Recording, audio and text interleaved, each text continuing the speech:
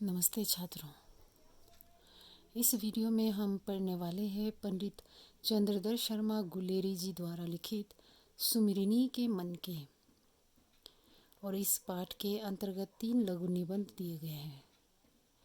पहला, बालक बच गया, घड़ी के पुर्जे और डेले चुन लो। सबसे पहले इस पाठ के शीर्षक को आप समझिए। सुमिरिनी के मन के। सुमिरिनी का अर्थ है स्मरण करना, याद करना, और मन के का मतलब है मोती, अर्थात मोती के समान बहुमूल्य और महत्वपूर्ण बातों को याद करना या फिर हमेशा दिमाग में उसे याद कर रखना, उसे दिमाग में रखना। और सबसे पहले हम लोग बालक बच गया इस लघु निबंध को समझेंगे। बालक बच गया इस निबंध का मूल प्रतिपाद्य क्या है ये समझिए। इसका मूल प्रतिपाद्य है शिक्षा ग्रहण की सही उम्र। लेखक मानता है कि हमें व्यक्ति के मानस के विकास के लिए शिक्षा को प्रस्तुत करना चाहिए, शिक्षा के लिए मनुष्य को नहीं। हमारा लक्ष्य है मनुष्य और मनुष्यता को बनाए रखना। मनुष्य बचा रहेगा तो समय आने पर शिक्षित किया जा सकेगा। लेखक ने अपने समय की शिक्षा प्रणाली और शिक्षकों की मानसिकता बताने की कोशिश की है।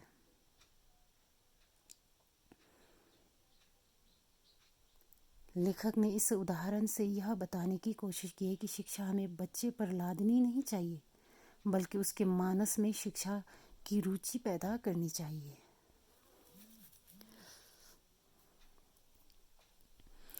एक पाठशाला का वार्षिकोत्सव था।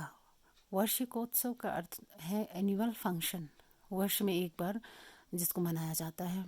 मैं भी वहाँ बुलाया गया था। वहाँ के प्रधान अध्यापक का एकमात्र पुत्र, जिसकी अवस्था 8 वर्ष की थी, बड़े लार से नुमाइश में मिस्टर हादी के कोल्हू की तरह दिखाया जा रहा था। अर्थात लेखक बता रहे हैं कि इस वार्षिकोत्सव पर लेखक को भी बुलाया गया था और फिर वहाँ नुमाइश की तरह किसे पेश किया जा रहा है।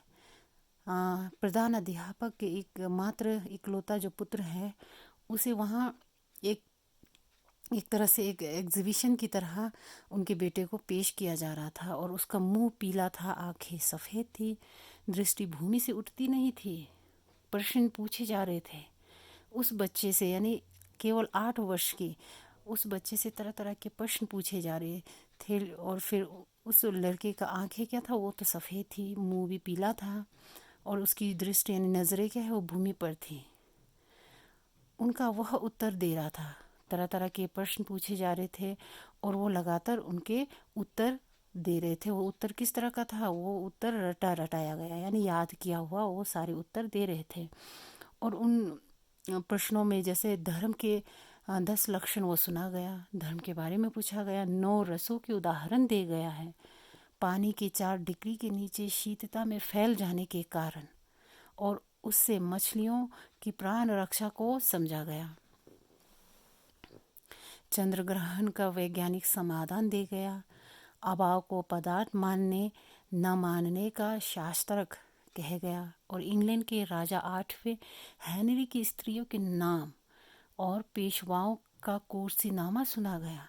यानी उस छोटे से बच्चे, यानी केवल 8 वर्ष का था, उस बच्चे से तरह तरह के हर विषय का प्रश्न पूछा गया है और वो लगातार जवाब भी देते जा रहे थे। वैसे है तो क्या वो एक छोटा सा ही बच्चा, लेकिन उसके उम्र से कई ज़्यादा बड़े बड़े प्रश्न उनसे पूछा जा रहा था। और ये लड़का उसका रटा यानी कि उन्हें रटा कराया गया है, पहले से ही वो तैयार था, तो उन सारे प्रश्नों का उत्तर वो देते ही जा रहे थे। यह पूछा गया कि तू क्या करेगा। बहुत सारे प्रश्नों के बाद फिर पूछा जाता है कि तू बड़ा होकर क्या करेगा। बालक ने सिखाया उत्तर दिया। उस समय भी उन्होंने वही रटा लगाया हुआ उत्तर ही दिया कि वो क्या कहते कि मैं यावजनम लोक सेवा करूँगा। एक छोटे से बच्चे से इस तरह के उत्तर की कोई उम्मीद नहीं की जा सकती, लेकिन इस लड़के ने रटाया उत्तर यहाँ भी दिया। और वो कहता है कि यव जन्म का मतलब है ताउम्र, अर्थात उम्र भर मैं लोक सेवा करूँगा, यानी कि लोगों की सेवा करूँगा। तो इस तरह के उत्तर एक छोटे से लड़के से हम उम्मीद नहीं कर सकते हैं, लेकिन यहाँ इस लड़के के साथ ऐसा ही हो रहा है।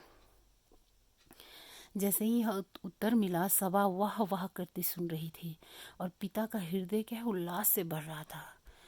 पिता को बहुत ज़्यादा गर्व होने लगा था कि उनके बेटे इस तरह से हर सवाल का जवाब दे रहे हैं।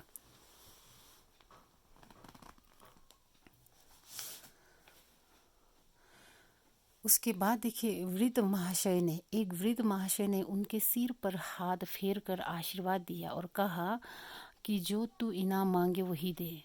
वृद्ध का मतलब है एक बूढ़ा, है ना, कोई बूढ़ा महाशय वहाँ मौजूद था, तो उन्होंने उस लड़के के माथे पर ये हाथ फेरा और आशीर्वाद दिया। उसके बाद उनसे पूछा गया कि तू जो भी इनाम मांगेगा मैं दूंगा, तुम्हें इनाम में क्या चाहिए। तब बालक कुछ सोचने लगा। जब उनसे पूछा गया कि इनाम में क्या तुम चाहते हो, तो बालक सोचने लग गए कि अब मुझे क्या उत्तर देना है ना।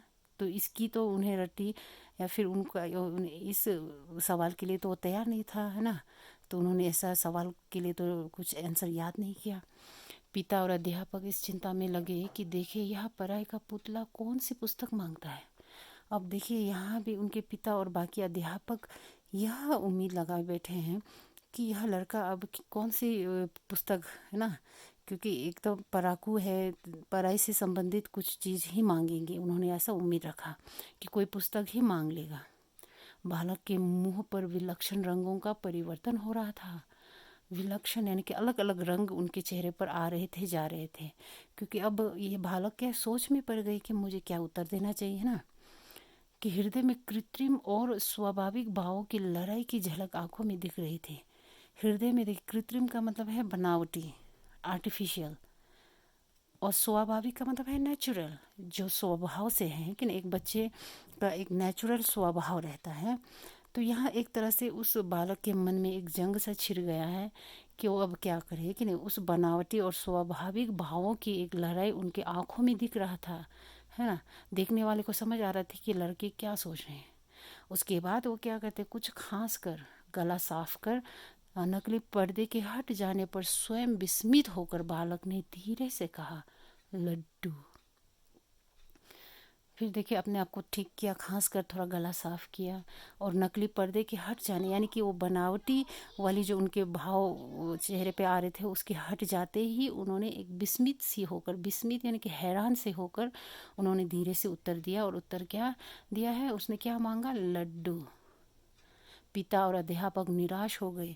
यह उत्तर सुनकर उनके पिता और बाकी अध्यापक एकदम से निराश हो गए, क्योंकि उन्होंने तो कुछ और ही सोचा था कि नहीं, इस बालक को, ये बालक कुछ और ही मांगेंगे, कोई पुस्तक या फिर कुछ पढ़ाई से संबंधित कुछ चीज़ें मांगेंगे, ऐसे इन्होंने सोचा। लेकिन बच्चे ने यहाँ मांगा तो क्या मांगा, लड्डू मांगा, है ना। तो यहाँ एक तरह से आप समझ रहे होंगे कि बच्चे में अभी भी क्या है, स्वाभाविक जो उनका जो नेचर है वो अभी भी जीवित है कि नहीं। कृत्रिमता उन पर हावी नहीं हो पाया। कृत्रिमता यानी कि बनावटी जो उन्हें सिखाया जाता है कि नहीं, उनके अध्यापकों और उनके पिता द्वारा जो सिखाए गए हैं, रट्टा लगाए गए हैं, वो अब तक क्या है उस पर हावी नहीं हुआ है। तो यह इस लड्डू शब्द से पता चलता है। आगे देखिए क्या कहते हैं कि इतने समय तक मेरा श्वास घुट रहा था। यानी लेखक यहाँ कह रहा है कि इतने समय तक लेखक भी सब कुछ सुन रहा था, देख रहा था, तब तक लेखक का दम घुटने लगा था। श्वास यानी कि सांसें, है ना, घुट रहा था। क्यों घुट रहा था कि लेखक परेशान हो गए कि नहीं। लेखक को सब समझ आ रहा था कि इस बच्चे को तो क्या है, एक नुमाइश की कुछ सामान की तरह उन्हें पेश किया जा रहा है। बेचारे ये एक छोटा सा लड़का है, छोटा सा बच्चा है, और उसकी जो बचपन है वो उससे छीना जा रहा है कि नहीं। अब तो इसकी उम्र क्या है, खेलने कूदने की है, लेकिन इन्हें इतनी बड़ी बड़ी बातें हैं कि नहीं, उम्र से कई ज़्यादा बड़ी चीज़ें उन्हें सिखाया जा रहा है, याद की करवाया जा रहा है। इसलिए लेखक का एक तरह से दम घुट रहा था। अब मैंने सुख से सांस ली। अब जब उस बालक के मुंह से लड्डू शब्द निकला तो लेखक को भी बहुत ही शांति, सुकून मिला है कि नहीं। सुख की सांस उसने भरी।